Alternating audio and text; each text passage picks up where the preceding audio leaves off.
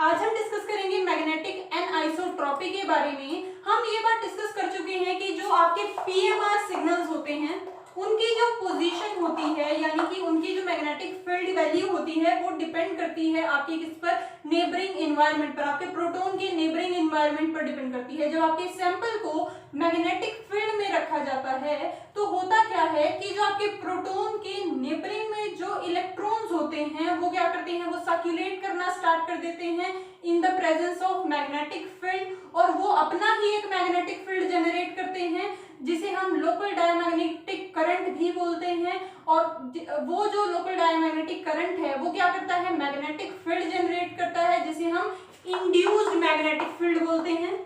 और ये जो इंड्यूस्ड मैग्नेटिक फील्ड था ये आपका क्या करता है, या तो आपके अप्लाइड मैग्नेटिक फील्ड को ओपोज करता है, उसकी स्ट्रेंथ को डिक्रीज करेगा अगर उसे ओपोज करेगा। एक आप अप्लाई कर रहे हो, एक इंड्यूस हो रहा है और दोनों एक दूसरे के ऑपोजिट हैं, तो क्या करेंगे, एक दूसरे को कैंसिल आउट करेंगे, यानी कि आपका इंड्यूस मैग्नेटिक फील्ड क्या करेगा, आपके अप्लाइड मैग्नेटिक फील्ड स्ट्रेंथ की वैल्यू को प्रोटॉन तक पहुंचने से पहले ही रोक देगा। तो जिसे हमने क्या बोला था, वो क्या होता है आपका शील्डिंग। हमने शील्डिंग डिस्कस किया था। हाँ जी, तो होता क्या है कि इलेक्ट्रॉन डेंसिटी पर डिपेंड करता है कि आपकी जो पीएमआर सिग्नल वैल्यू है उसकी पोजीशन शील्डिंग रीजन में जाती है या डी शील्डिंग रीजन में जाती है। अगर आपका इंड्यूस्ड मैग्नेटिक फील्ड अगर आपके अप्लाइड मैग्नेटिक फील्ड को ओपोज करता है उस केस में तो क्या होता है, शील्डिंग रीजन में जाती है। और अगर सेम डायरेक्शन में होते हैं, यानी कि जो इलेक्ट्रॉन्स ने जनरेट किया मैग्नेटिक फील्ड और जो अप्लाई किया गया है मैग्नेटिक फील्ड, अगर वो दोनों ही सेम डायरेक्शन में है, अगर ऑपोजिट डायरेक्शन में है तो क्या करेंगे, शील्डिंग रीजन में जाएंगे। हाँ जी, जिसे हम क्या बोलेंगे, हाई फील्ड रीजन। ये हमारा कौन सा रीजन रहता है, high field region. That means आपको ज्यादा मैग्नेटिक फील्ड प्रोवाइड करना पड़ेगा अपना रेजोनेंस कराने के लिए। वहीं पर अगर दोनों है सेम डायरेक्शन में तो वहां पर आपका प्रोटॉन कहां पर आपका एब्जॉर्ब होगा, डी शील्डिंग रीजन में, और इसे हम क्या बोलेंगे, डी शील्डिंग, यानी कि लो मैग्नेटिक फील्ड वैल्यू पर एब्जॉर्ब हो जाता है। हाँ जी, तो अगर ये तो बात हुई कि वो कहाँ एब्जॉर्ब होगा, तो अगर हम ये बात करें कि उसकी जो पोजीशन है वो कितना शील्डिंग रीजन में जाएगी और कितना डी शील्डिंग रीजन में जाएगी। जब हमने केमिकल शिफ्ट वैल्यू देखी तो हमने देखा कि एक स्केल होता है हमारे पास, और केमिकल शिफ्ट की यानी प्रोटॉन्स की जो सिग्नल्स की वैल्यू है वो आप 0 से लेकर 10 तक कर सकते हो। वैल्यू जितनी ज्यादा बढ़ती जा रही है, हमारा स्केल था डेल्टा स्केल। डेल्टा स्केल में आपका क्या था, डेल्टा वैल्यू 0 टीएमएस की थी, और 0 से 10 तक हमारा है स्केल जिसमें आपके सारे ऑर्गेनिक कंपाउंड्स कवर हो जाते हैं मैक्सिमम। तो जितना ज्यादा वैल्यू बढ़ती जाती है डेल्टा की, दैट मींस उतना ही कहां आ रहे हैं, डी शील्डिंग रीजन में, और जितनी वैल्यू कम होती जा रही है उतना ही कहां जा रहे हैं, शील्डिंग रीजन में। तो ये तो बात हो गई कि हम बता सकते हैं कि कौन शील्डिंग रीजन में होगा, कौन डी शील्डिंग रीजन में होगा, यानी कि आप एक्सप्लेन कर सकते हो अपने पीएमआर सिग्नल्स को। ठीक है, अब वो कितना शील्डिंग रीजन में जाएगा और कितना डी शील्डिंग रीजन में जाएगा, यानी उसकी वैल्यू कितना डेल्टा इक्वल्स टू 0 के क्लोज जाएगी या उसकी वैल्यू कितनी ज्यादा होगी डेल्टा की वैल्यू, ये किस पर डिपेंड करेगा, ये डिपेंड करना चाहिए आपका कितना मैग्नेटिक फील्ड जनरेट हो रहा है, यानी कि कितना मैग्नेटिक फील्ड इंड्यूस कर पा रहा है। और ये मैग्नेटिक फील्ड इंड्यूस कौन करता है, इलेक्ट्रॉन्स करते हैं। तो दैट मींस ओवरऑल आपका जो पोजीशन ऑफ सिग्नल है, जो कि वो उसकी वैल्यू क्या रहेगी, उसकी वैल्यू यानी केमिकल शिफ्ट की वैल्यू, एग्जैक्ट जो पोजीशन है वो किस पर डिपेंड करेगी, इंड्यूस मैग्नेटिक फील्ड पर, जो कि किस पर डिपेंड करेगी, इलेक्ट्रॉन डेंसिटी पर डिपेंड करेगी। किस पर डिपेंड करनी चाहिए, इलेक्ट्रॉन डेंसिटी पर। दैट मींस आपके प्रोटॉन के सराउंडिंग में जितनी ज्यादा इलेक्ट्रॉन डेंसिटी होगी, तो हमने ये भी डिस्कस किया था कि अगर वहां पर हम सिग्मा बॉन्ड की बात करें, सिग्मा बॉन्ड के केस में हमेशा ओपोज करता है। अब जब हमें पता है कि ओपोज कर रहा है, सिग्मा बॉन्ड है, हम एक सिंपल कंपाउंड लेते हैं CH3CH2OH। हाँ जी, तो अगर हम बात करें हमारे पास यहाँ पर ये प्रोटॉन्स हैं, अब इन प्रोटॉन्स में से हमें पता है सारे के सारे क्या हैं, सिग्मा बॉन्ड है। अब सिग्मा बॉन्ड है तो इंड्यूस मैग्नेटिक फील्ड किस डायरेक्शन में जनरेट होगा, हमेशा ऑपोजिट डायरेक्शन में जनरेट होगा, और ऑपोजिट डायरेक्शन में जनरेट होगा दैट मींस आपके प्रोटॉन्स कहां जाएंगे, शील्डिंग रीजन में। तो यहाँ पर ये सभी प्रोटॉन्स कहां होंगे, शील्डिंग रीजन में होंगे, यानी इनकी डेल्टा वैल्यूज क्या रहेंगी, कम रहेंगी। अब वो कितनी कम रहेंगी या कितनी ज्यादा रहेंगी वो किस पर डिपेंड करेगा, आपकी इलेक्ट्रॉन डेंसिटी पर। जिस प्रोटॉन के सराउंडिंग में जितनी ज्यादा इलेक्ट्रॉन डेंसिटी उतना ही ज्यादा क्या रहेगा, आपका शील्डिंग होगा, ठीक है। और जितनी कम इलेक्ट्रॉन डेंसिटी उतना ही किस डायरेक्शन में आने लग जाएगा, वो डी शील्डिंग डायरेक्शन में आने लग जाएगा। तो दैट मींस ओवरऑल जो गेम है वो आपका डिपेंड करता है किस पर, इलेक्ट्रॉन डेंसिटी पर। तो यानी आप अपने बहुत सारे यानी मैक्सिमम मॉलिक्यूल्स को जहां पर आप सिग्मा बॉन्ड आपको पता है, यानी आपको पता है वहां पर इलेक्ट्रॉन डेंसिटी पर डिपेंड करता है। तो दैट मींस इलेक्ट्रॉन डेंसिटी आपका क्या है, ओवरऑल फैक्टर है आपका एक्सप्लेन करने के लिए पोजीशन ऑफ सिग्नल्स। तो अगर हम बात करें इलेक्ट्रॉन डेंसिटी, तो इलेक्ट्रॉन डेंसिटी भी बहुत सारे फैक्टर्स पर डिपेंड करती है। हाँ जी, किन किन फैक्टर्स पर डिपेंड करती है आपकी इलेक्ट्रॉन डेंसिटी। तो अगर मैं बात करूं तो इलेक्ट्रॉन डेंसिटी, अगर इसी मॉलिक्यूल में अगर हम बात करें तो इलेक्ट्रॉन डेंसिटी डिपेंड करती है सबसे पहली बात तो इलेक्ट्रोनेगेटिविटी पर।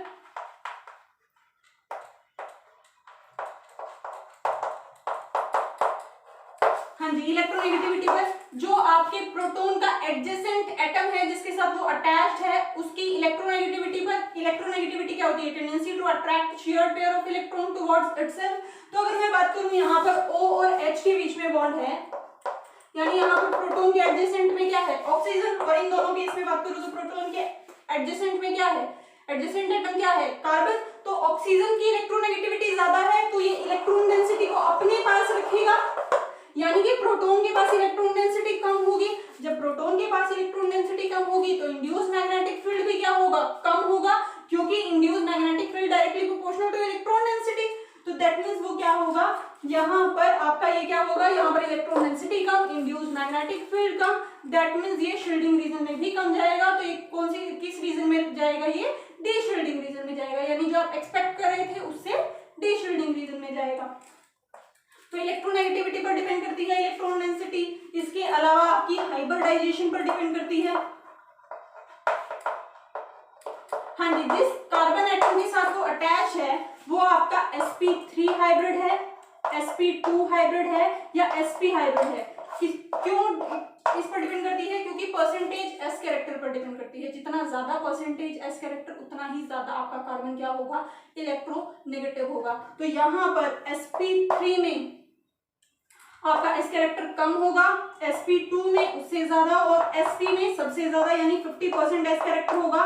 तो अगर आपका प्रोटॉन sp हाइब्रिड कार्बन के साथ अटैच है तो वहां पर इलेक्ट्रोनेगेटिविटी ज्यादा होने की वजह से इलेक्ट्रॉन डेंसिटी प्रोटॉन की तरफ क्या हो जाएगी, कम हो जाएगी। सिमिलरली sp2 के केस में क्या होगी, इलेक्ट्रॉन डेंसिटी ज्यादा होगी, sp3 के केस में सबसे ज्यादा होगी। यानी कि आपका sp3 हाइब्रिड जो प्रोटॉन है वो सबसे ज्यादा शील्डिंग रीजन में जाएगा। उसके बाद आपका sp2 और sp क्या रहेंगे, आपके डी शील्डिंग रीजन में रहेंगे in comparison to sp3 hybrid carbon atom वाला जो प्रोटॉन होगा उसके कंपैरिजन में। इसके अलावा और भी कई फैक्टर्स हैं जिन पर डिपेंड करती है, जैसे कि आपका हाइड्रोजन बॉन्डिंग। हाँ जी, अगर हाइड्रोजन बॉन्डिंग में आपका प्रोटॉन इन्वॉल्व है तो वहां पर भी इलेक्ट्रॉन डेंसिटी कम हो जाएगी। इलेक्ट्रॉन डेंसिटी कम हो जाएगी तो किस रीजन में आ जाती है, डी शील्डिंग रीजन में। तो ये तो कुछ बेसिक कांसेप्ट थे जो हमें पता था कि इलेक्ट्रॉन डेंसिटी इन पर डिपेंड करती है। अब इसके अलावा हमारे पास कुछ प्रोटॉन्स होते हैं, यानी आप मैक्सिमम सिंपल प्रोटॉन्स को इन फैक्टर्स के बेसिस पर आप एक्सप्लेन कर सकते हो, उनकी केमिकल शिफ्ट वैल्यू को, उनकी पोजीशन ऑफ सिग्नल्स को। बट हमारे पास अभी भी कुछ ऐसे प्रोटॉन्स हैं जिनको आप इलेक्ट्रॉन डेंसिटी या इन सब फैक्टर्स के बेसिस पर आप एक्सप्लेन नहीं कर सकते। वो कौन से प्रोटॉन्स हैं आपके, वो हैं आपके एराइल प्रोटॉन्स। इसके अलावा एल्कीन्स, एल्कीन्स भी पूरी तरह से आपके हाइब्रिडाइजेशन से एक्सप्लेन नहीं होते हैं। सिमिलरली एल्काइंस,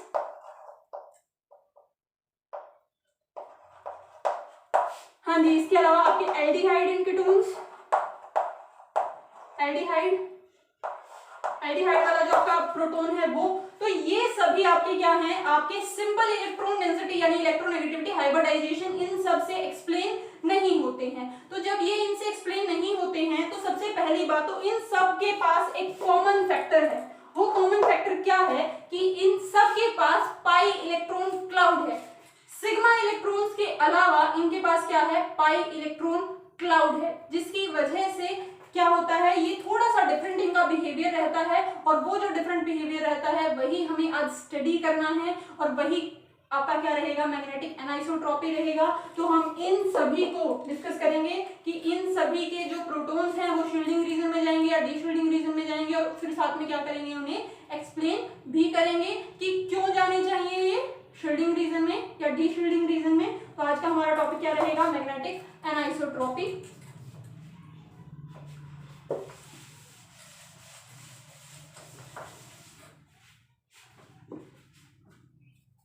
हाँ जी, तो सबसे पहले तो हम ये देख लेते हैं, हम अपना जो कंसेप्ट है वो रिवाइज करते हैं कि अगर आपका अप्लाइड मैग्नेटिक फील्ड जो है, अगर इंड्यूस्ड मैग्नेटिक फील्ड करे उसे अपोज,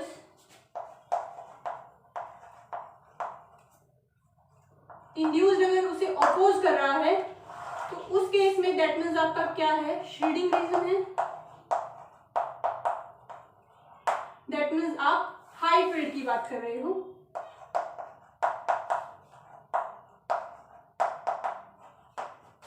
सिमिलरली अगर आपका अप्लाइड मैग्नेटिक फील्ड कहीं पर इंड्यूस्ड मैग्नेटिक फील्ड की ही डायरेक्शन में है, अगर आपका अप्लाइड और induced magnetic field same direction में आ रहा है, तो उस केस में आपका क्या होगा, डी शील्डिंग होगी।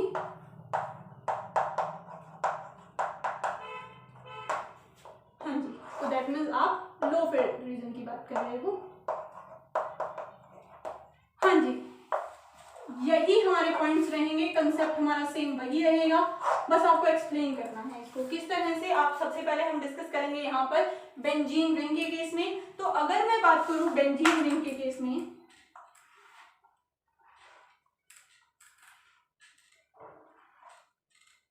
हाँ जी, बेंजीन रिंग के केस में इस तरह से होता है कि यहाँ पर आपका पाई इलेक्ट्रॉन क्लाउड रहता है और यहाँ पर आपके क्या रहते हैं, प्रोटॉन्स रहते हैं।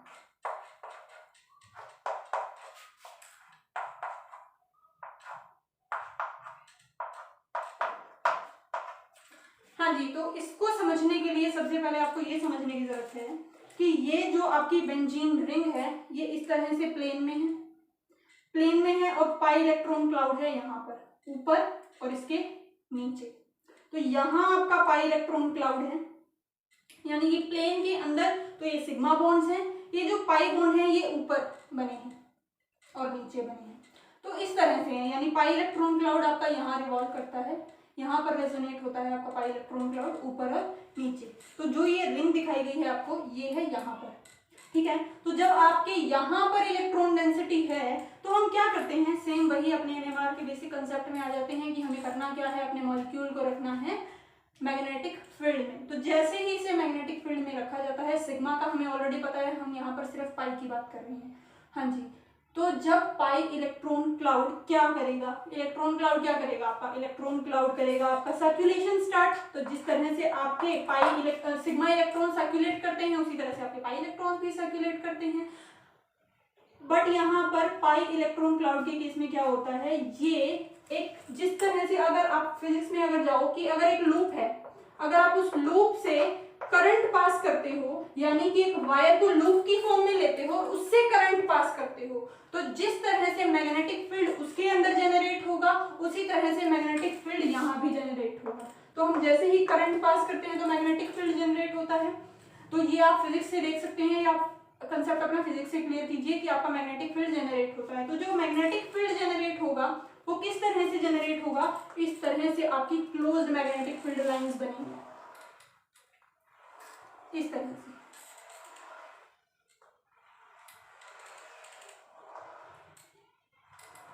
हाँ जी, किस तरह से, तो अगर मैं बात करूं कि अगर आपका एक सेकंड, हाँ जी, अगर ये आपकी बेंजीन रिंग है, यहाँ आपका इलेक्ट्रॉन क्लाउड है, तो यहाँ से मैग्नेटिक फील्ड लाइंस इस तरह से हैं, यानी इसके बीच से इस तरह से पास हो रही हैं, कि आपकी रिंग के अंदर से पास हो रही हैं, यहाँ से जनरेट हुई, इस तरह से ऊपर और इस तरह से नीचे, इस तरह से। सिमिलरली इस डायरेक्शन में भी यहाँ से मैग्नेटिक फील्ड लाइंस जनरेट हो रही हैं, मैग्नेटिक फील्ड लाइंस जनरेट हो रही हैं हर डायरेक्शन में, ठीक है। तो इस तरह से आपकी मैग्नेटिक फील्ड लाइंस जनरेट होंगी, ठीक है। तो आपकी मैग्नेटिक फील्ड लाइंस का डायरेक्शन, मैग्नेटिक फील्ड तो हमें पता है यहाँ इस तरह से जनरेट होगी, तो मैग्नेटिक फील्ड लाइंस की डायरेक्शन क्या होगी, मैग्नेटिक फील्ड लाइंस की डायरेक्शन होगी इस तरह से कि इनसाइड और फिर बाहर की तरफ जाते जाते क्या हो जाएगी, यानी कि इस तरह से जनरेट हो रही है। तो अगर मैं बात करूँ तो कुछ इस तरह से डायरेक्शन रहती है, तो ये आपकी मैग्नेटिक फील्ड लाइंस जनरेट हो जाएंगी। सिमिलरली ये आपकी क्या रहेंगी, मैग्नेटिक फील्ड लाइंस। ये आपका क्या है, इंड्यूस्ड मैग्नेटिक फील्ड है फ्रॉम पाई इलेक्ट्रॉन्स, तो दैट मीन्स इसकी डायरेक्शन क्या है, इस तरह से। तो यहां पर अगर आप देखो तो अगर आपका ये है अप्लाइड मैग्नेटिक फील्ड, अगर ये आपका अप्लाइड मैग्नेटिक फील्ड है, जब आप मैग्नेटिक फील्ड अप्लाई कर रहे हो, आपको पता है मैग्नेटिक फील्ड अप्लाई किया, उसके बाद जो आपके पाई इलेक्ट्रॉन्स हैं उनकी वजह से क्या हो गया, आपका मैग्नेटिक फील्ड जनरेट हो गया, मैग्नेटिक फील्ड लाइंस जनरेट हो गई। तो ये आपकी मैग्नेटिक फील्ड लाइंस जनरेट हुई, ये है आपके बेंजीन रिंग।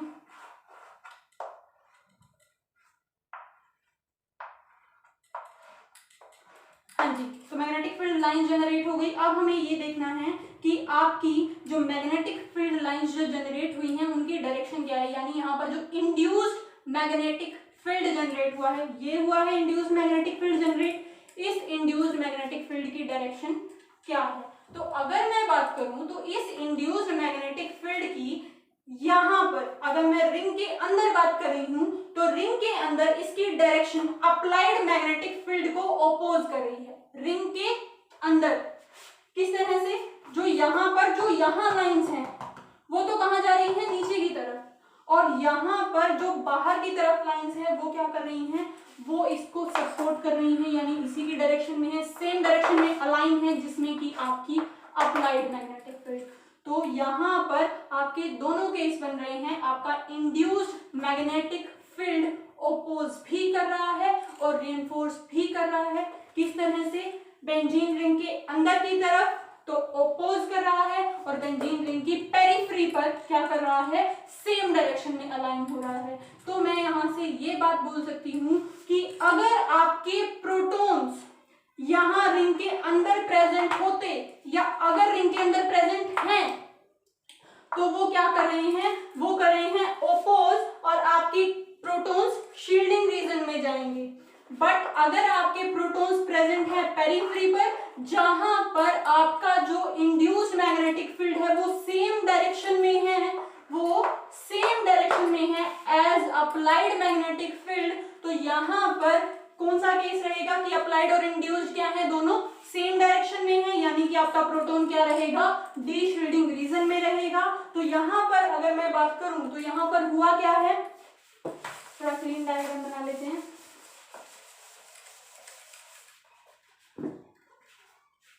तो ये हमारे पास बेंजीन रिंग है,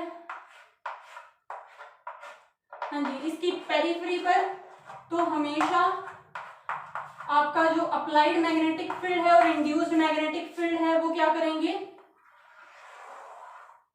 सेम डायरेक्शन में रहेंगे, यानी कि यहाँ पर तो रहेंगे सेम डायरेक्शन में। आपका जो अप्लाइड मैग्नेटिक फील्ड है और जो आपका इंड्यूस्ड मैग्नेटिक फील्ड है दोनों ही क्या है, सेम डायरेक्शन में है, यानी कि यहाँ पर जितने भी प्रोटॉन्स रहेंगे, जब अप्लाइड और इंड्यूस्ड दोनों ही सेम डायरेक्शन में है तो क्या रहेंगे, डी शील्डिंग रीजन में रहेंगे।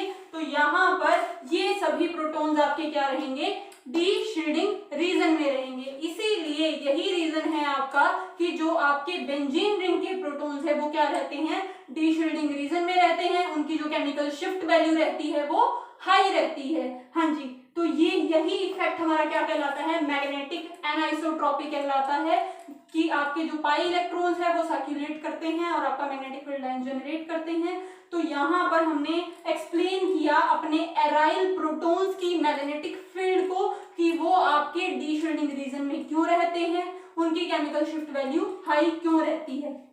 सेम केस रहता है आपके एल्कीन्स और एल्काइंस को भी हम इसी तरह से डिस्कस करेंगे। हाँ जी, डबल बॉन्ड और ट्रिपल बॉन्ड के लिए भी हम सिमिलरली इसी तरह से एक करके डिस्कस करते हैं। बेंजीन रिंग के लिए था ये, हाँ जी। तो हाँ जी, तो अब अगर हम बात करें एल्कीन्स की, तो एल्कीन्स क्या होते हैं, कार्बन कार्बन डबल बॉन्ड। सबसे सिंपल एल्कीन की बात कर लेते हैं, इथीन को हम लेकर के चल रहे हैं। हाँ जी, कार्बन कार्बन डबल बॉन्ड है। और सिमिलरली यही केस किसके लिए रहेगा आपका, एल्डिहाइड के लिए भी रहेगा। हाँ जी, तो दोनों ही केस में अगर हम यहाँ बात करें तो सेम रहता है, आप समझ जाएंगे खुद से कि किस तरह से सेम रहता है। कार्बन कार्बन के बीच में सिंगल बॉन्ड है, तो बेसिकली ये है कि यहाँ पर जो आपका पाई इलेक्ट्रॉन क्लाउड है वो यहाँ और यहाँ किस तरह से है, यहाँ और यहाँ, वो देख लेते हैं। हाँ जी, ये आपके पी ऑर्बिटल्स हैं, अनहाइब्रिड पी ऑर्बिटल्स, जो कि ओवरलैप करेंगे तो यहाँ पर पाई इलेक्ट्रॉन क्लाउड जनरेट होगा। किस तरह से कि ये आपके कार्बन कार्बन के बीच में सिग्मा बॉन्ड है, कार्बन कार्बन के बीच में सिग्मा बॉन्ड है, तो यहाँ पाई इलेक्ट्रॉन क्लाउड है और यहाँ पाई इलेक्ट्रॉन क्लाउड है। तो अगर मैं इस तरह से बात कर रही हूँ तो यहाँ पर अगर यहाँ कार्बन है, यहाँ कार्बन है, दो कार्बन अगर हम लेकर के चल रहे हैं तो यहाँ पर पाई इलेक्ट्रॉन क्लाउड है और यहाँ पर पाई इलेक्ट्रॉन क्लाउड है।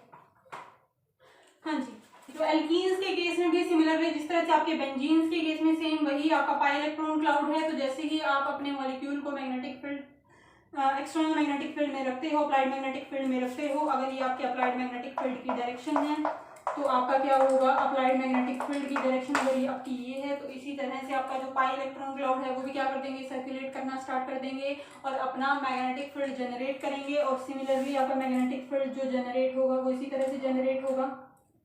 हाँ जी, तो ये आपका मैग्नेटिक फील्ड लाइंस जनरेट होंगी इस तरह से, हमारी डायरेक्शन वही आपकी सेम रहेगी एज सिमिलर टू बेंजीन। तो यहाँ पर ये आपका जो इंड्यूस्ड मैग्नेटिक फील्ड है उसकी डायरेक्शन कुछ इस तरह से रहती है।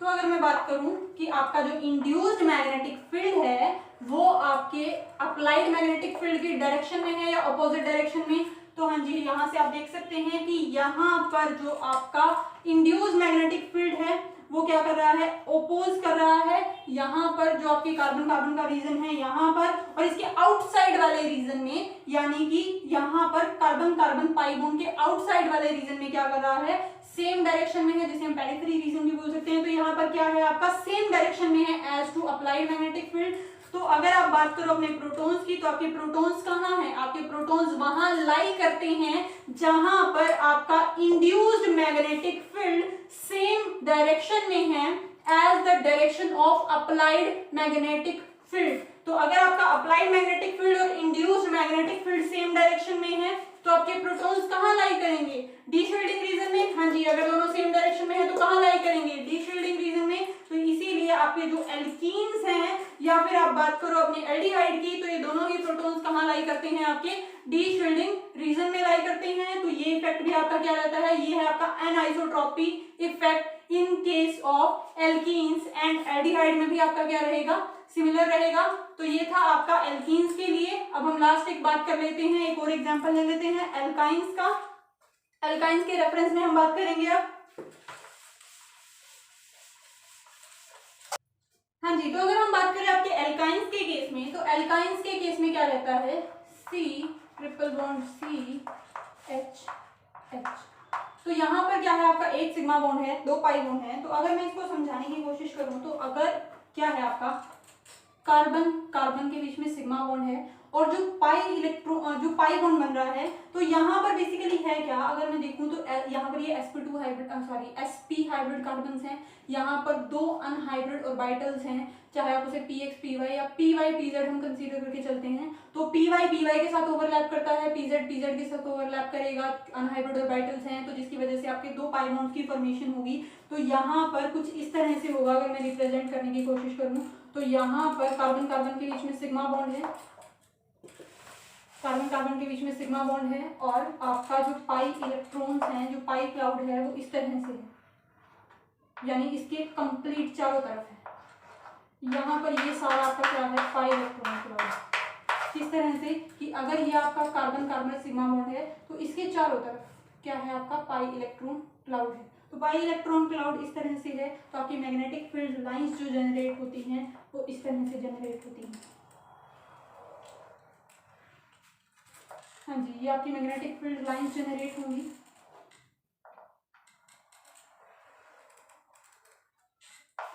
ये आपकी मैग्नेटिक फील्ड लाइंस जनरेट होंगी।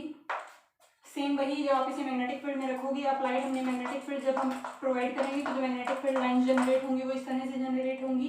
तो ये रहेगा आपका magnetic induced magnetic field lines की डायरेक्शन। ये क्या है आपकी इंड्यूस्ड मैग्नेटिक फील्ड लाइंस की डायरेक्शन। हाँ जी, हमें देखना है कि हमारे प्रोटॉन्स कहाँ लाई करते हैं। हमें पता है कि यहाँ पर जो इंड्यूस्ड मैग्नेटिक फील्ड लाइंस हैं वो कुछ रीजन ऐसे हैं जहाँ पर आपकी इंड्यूस्ड मैग्नेटिक फील्ड लाइंस जो हैं वो अपोज करती हैं आपकी अप्लाइड मैग्नेटिक फील्ड को, और जो आपके कुछ रीजन ऐसा है जहाँ पर वो सेम डायरेक्शन में है। तो अगर आपके प्रोटॉन्स सेम डायरेक्शन वाले इंड्यूस्ड मैग्नेटिक फील्ड रीजन में लाई करते हैं तो वहां पर डी शील्डिंग होगी, अगर नहीं लाई करते हैं तो ये क्या रहती हैं, शील्डिंग रीजन में रहती हैं। तो होता क्या है कि यहाँ पर एल्काइंस के केस में आपके जो प्रोटॉन्स हैं वो लाई करते हैं आपके उस रीजन में जहां पर आपका जो इंड्यूस्ड मैग्नेटिक फील्ड है वो ओपोज कर रहा है आपके अप्लाइड मैग्नेटिक फील्ड को। अगर आप देखो तो ये आपकी मैग्नेटिक फील्ड लाइंस हैं जो कि अपोजिट डायरेक्शन में आ रही हैं, किसके, अप्लाइड मैग्नेटिक फील्ड के, और यहीं पर आपके क्या हैं, प्रोटॉन्स लाई कर रहे हैं। तो जिस वजह से यहाँ पर क्या हो रहा है, जो आपके अप्लाइड मैग्नेटिक फील्ड है और इंड्यूस्ड मैग्नेटिक फील्ड है वो क्या है, अपोजिट डायरेक्शन में है, अपोजिट डायरेक्शन में है। तो ये प्रोटॉन्स यानी कि आपके जो एल्काइंस हैं, एल्काइंस के प्रोटॉन्स क्या करते हैं, आपके शील्डिंग रीजन में लाई करते हैं और इनकी केमिकल शिफ्ट वैल्यू लो रहती है। आपके जो sp3 हाइब्रिड कार्बन्स हैं उनके सिमिलर कुछ रहती है इनकी वैल्यू। अगर आप बात करो, अगर आप परसेंटेज एस कैरेक्टर के बेसिस पर जाओ, परसेंटेज एस कैरेक्टर के बेसिस पर ये सबसे ज्यादा इलेक्ट्रोनेगेटिव है, सबसे ज्यादा इलेक्ट्रोनेगेटिव है। तो इलेक्ट्रॉन डेंसिटी बहुत कम होगी, तो इसको तो सबसे हाईएस्ट डी शील्डिंग रीजन में होना चाहिए, इसको तो हाईली डी शील्डेड होना चाहिए।